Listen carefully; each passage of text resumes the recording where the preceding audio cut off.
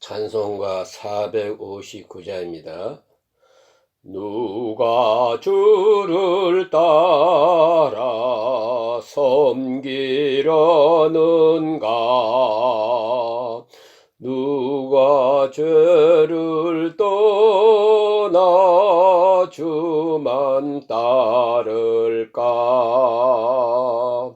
누가 주를 섬겨 남을 구할까?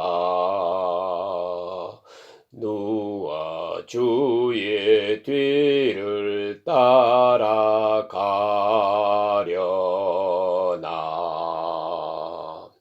부르심을 받아 주의 은혜로 주를 따라가네. 주만 따르네. 세상 영광 위에 따름 아니요. 크신 사랑이네. 주만 따르고 주가 내려주신 은혜 힘입어 주의 뒤를 따라 힘써 일하네. 부르심을 받아 주의 은혜로 주를 따라가네. 주만 따르네. 환난 핍박 많고 원수 강하나 주의 용사 더욱 힘이 강하니 누가 능히 이겨 넘어뜨리랴? 변함없는 진리 승리하리라.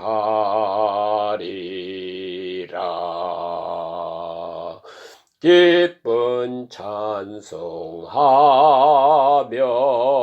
주의 은혜로 주를 따라가네.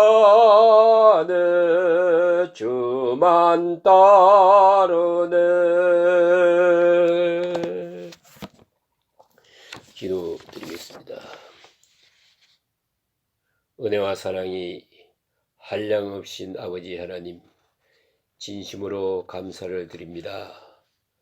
저희들에게 건강 주시고 그리고 많은 위험과 우리 앞에 지나가고 있고 죄악의 물길이 높지만은 그러나 믿음을 지켜 살게 하시며 또 게으르기 쉽고 나약해지기 쉬운 그러한 저희들입니다마는 우리가 이 아침에 일어나서 먼저 주님 앞에 찬송을 부를 수 있고 기도할 수 있고 하나님의 말씀을 읽을 수 있으며 또 상고할 수 있는 이렇게 복된 아침을 맞게 됨을 진심으로 감사합니다. 주님 언제 강림하실지 알 수 없지만은 그러나 저희들이 오늘 또 주님의 부름을 받아 이 자리에 있습니다. 우리 주님 언제 오실는지 우리가 반가이 맞이할 수 있으며 언제 주의 부름을 받든지 결코 낯선 자로 주님 앞에 서지 않게 하시고 하나님 아버지 멀어지는 세상에 대하여 아쉬워하지 않게 하시고 가까워지는 하늘나라를 바라보며 소망 중에 기뻐할 수 있는 저희들의 생활이 되어지기를 기도합니다.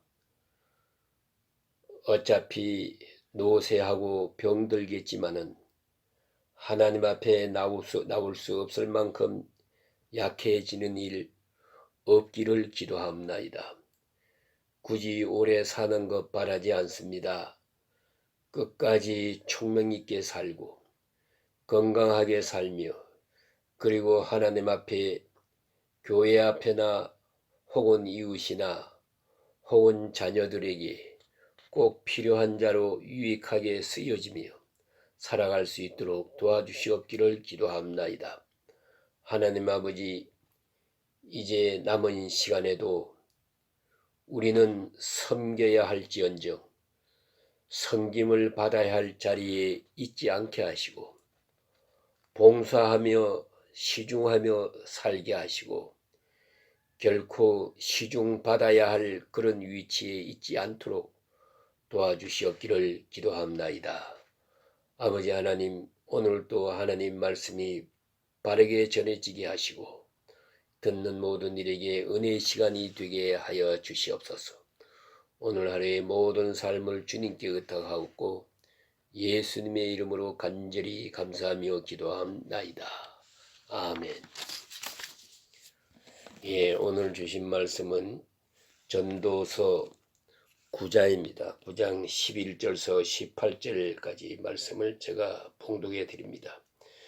내가 다시 해 아래서 보니 빠른 경주자들이라고 선착하는 것이 아니며 용사들이라고 전쟁에 승리하는 것이 아니며 지혜자들이라고 음식물을 얻는 것도 아니며 명철자들이라고 재물을 얻는 것도 아니며 지식인들이라고 은총을 입는 것이 아니니 이는 시기와 귀회는 그들 모두에게 임함이니라. 분명히 사람은 자기의 시기도 알지 못하나니 물고기들이 재난의 그물에 걸리고 새들이 올무에 걸림같이 인생들도 재앙의 날이 그들에게 호련히 임하면 거기에 걸리느니라.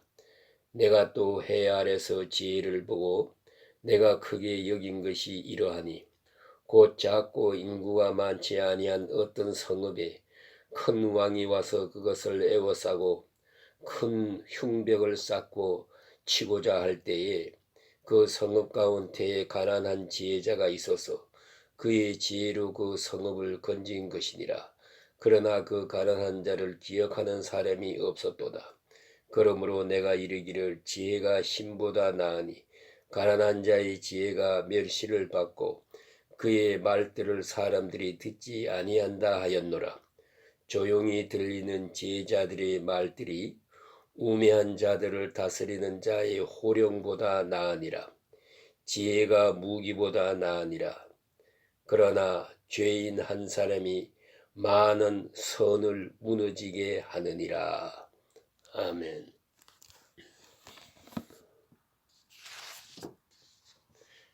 오늘 본문 말씀 가운데는 계속해서 솔로몬의 설교가 있습니다.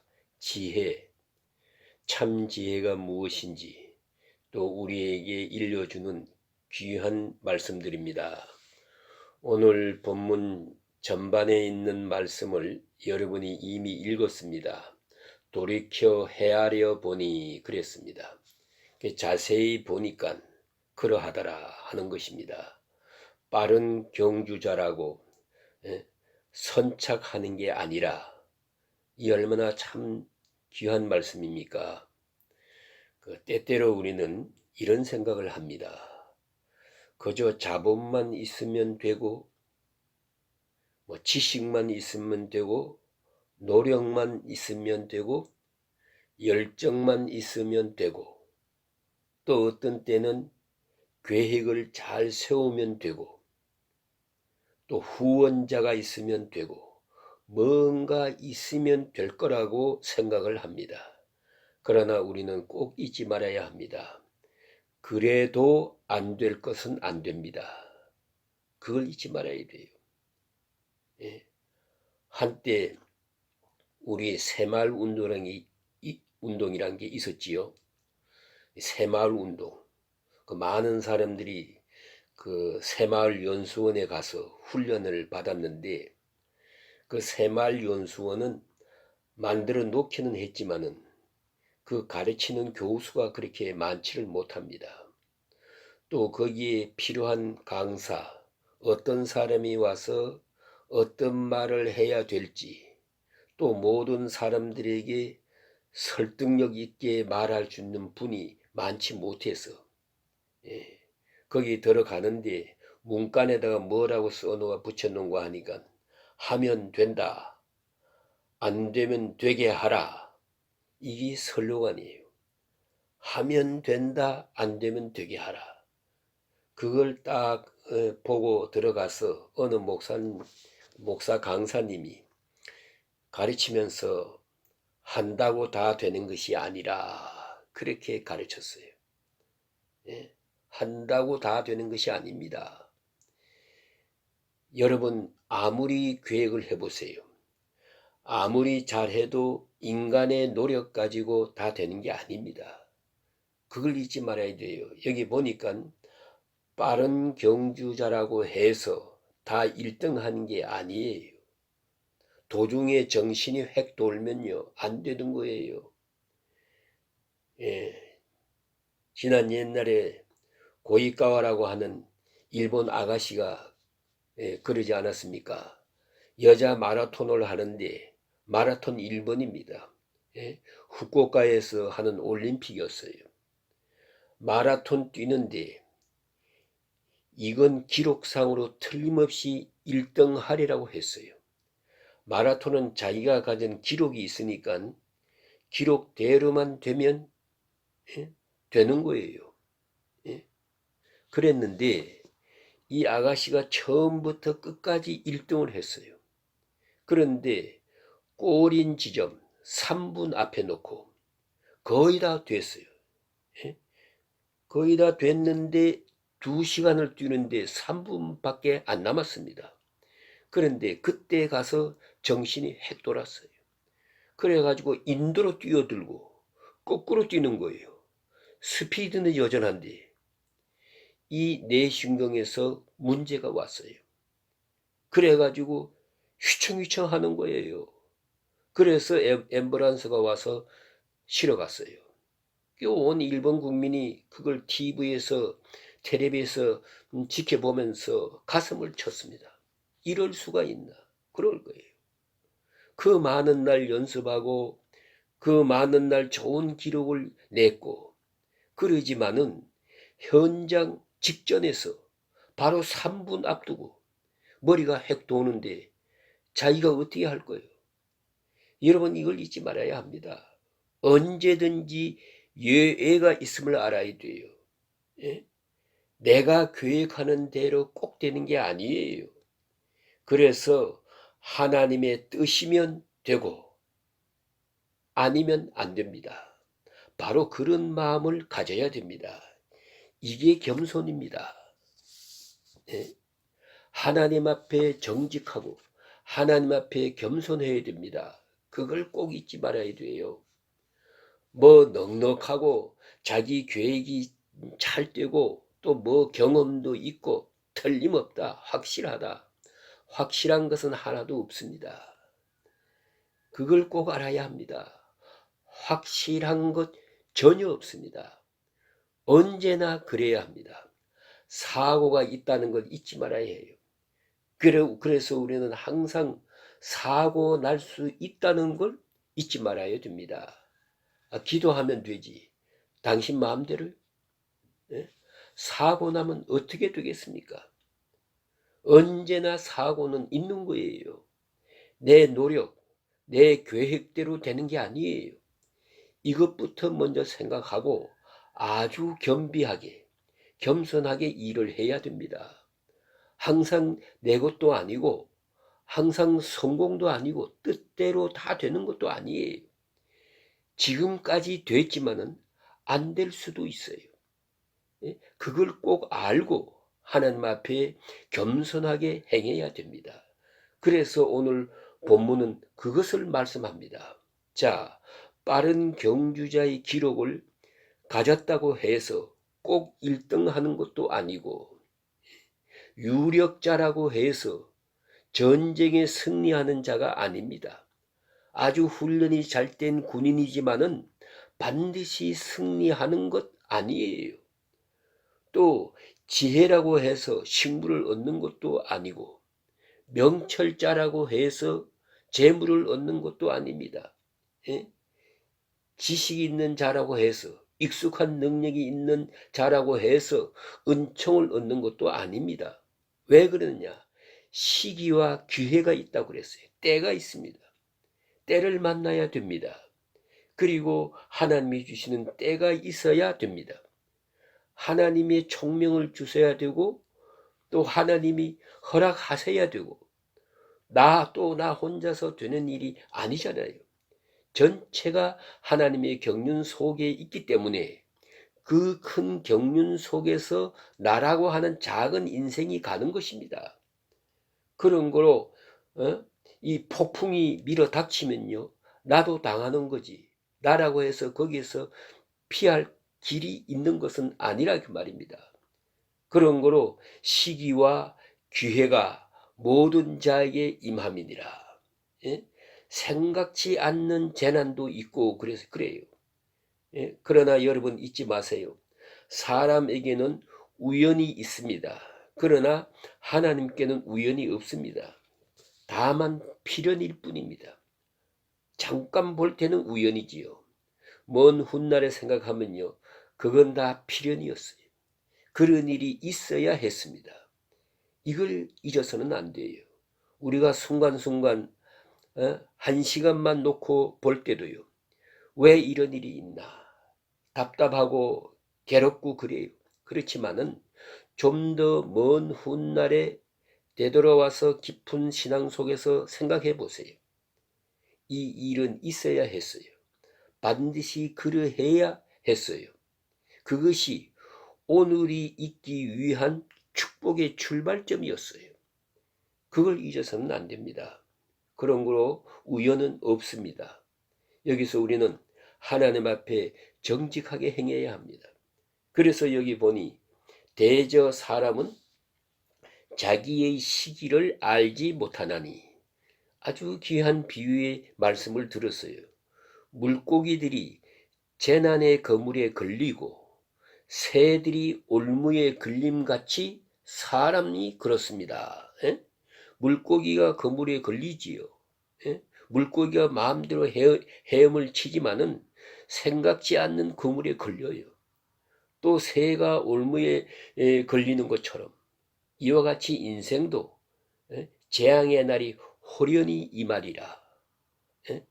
그런 거로 나 혼자서만이 내 노력으로, 내 지혜, 내 지식, 내 능력으로 모든 것이 가능하다, 그런 생각을 버려야 합니다. 오직 하나님의 은혜 가운데 내가 있음을 알아야 합니다.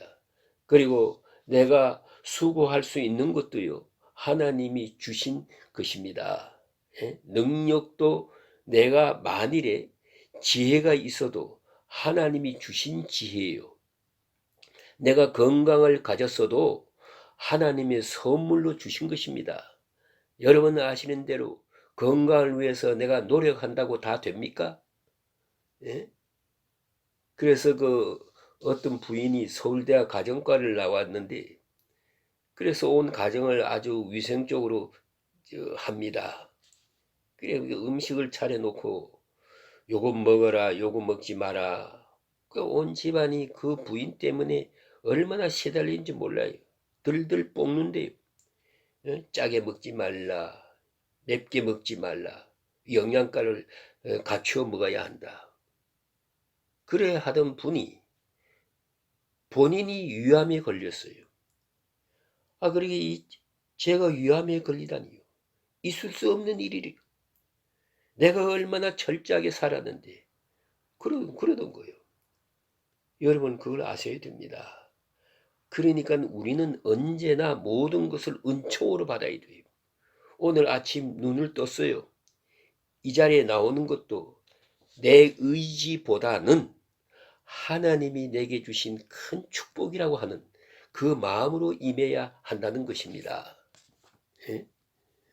그 다음 여기 주신 말씀을 보니까 지혜로운 자에 대해서 말하는데요. 어떤 작고 인구가 많지 않는 성읍에 큰 임금이 와서 에워싸고 큰 흉벽을 쌓고 치고자 할 때 이런 일이 있다는 거예요. 생각지도 않았는데 이 조그만한 마을을 큰 왕이 군사를 몰고 와서 포위하고 지금 치려고 한다. 그런데 거기에 작고 아주 강한 지혜로운 자가 하나 있어서 이 어려움을 모면하게 해 주었다.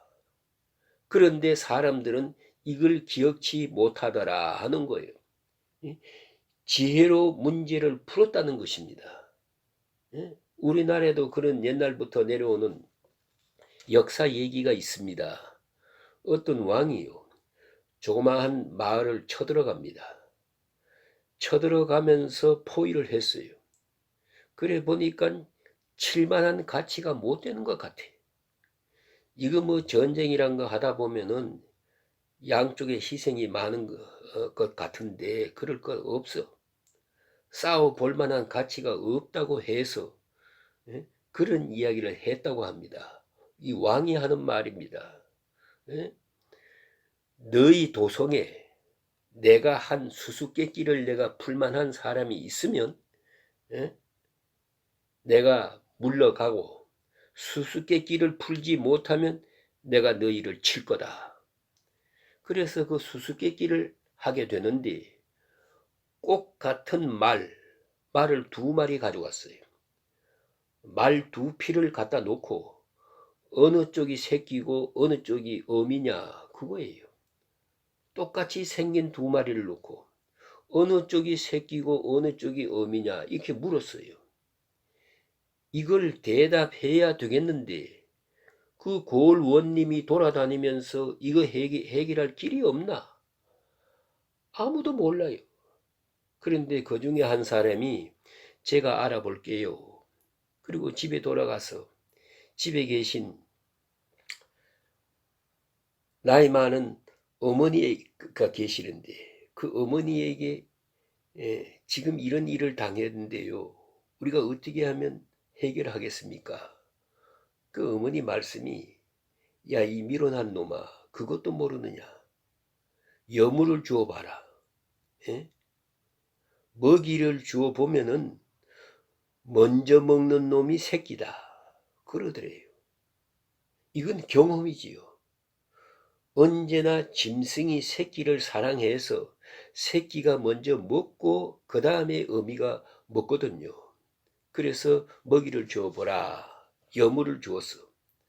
그대로 주니까 정말 하나가 먼저 먹어요. 이것이 새끼고 뒤에 먹는 놈이 어미라고 그랬어요. 다시 그 왕은 물었다고 하지 않습니까? 어떻게 이걸 알게 됐나?